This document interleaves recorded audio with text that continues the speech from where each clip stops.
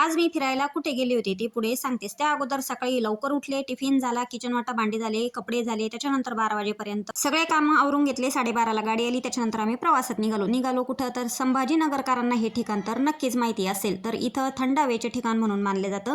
हे आहे म्हैसमाळ. अचानक ठरलं माझ्या नंदांचं चलता का म्हणे. म्हटलं चला काय तरी आपल्याला आणि थोडंसं बायकांमध्ये गेलं चालच पाहिजे बघा.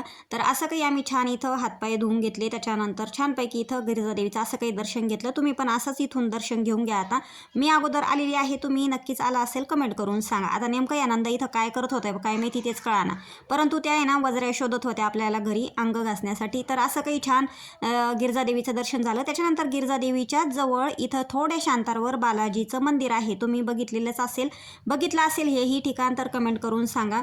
मी तर इथं पहिल्यांदाच आले होते. छानपैकी इथं खूप छान असं निसर्गरम्य वातावरण आहे आणि बालाजीचं जे मंदिर आहे खूप छान. मला तर एवढं आवडलं ना, नेहमी असं यावंसं वाटलं बघा.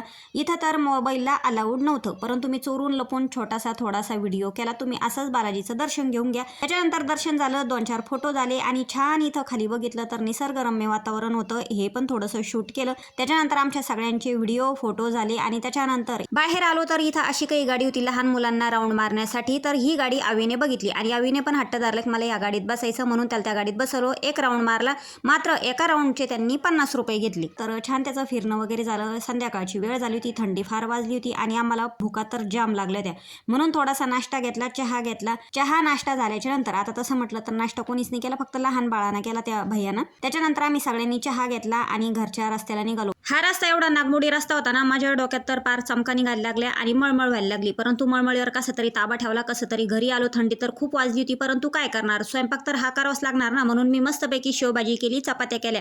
आता व्हिडिओ आवडला तर लाईक करा, चॅनलला सबस्क्राईब करा.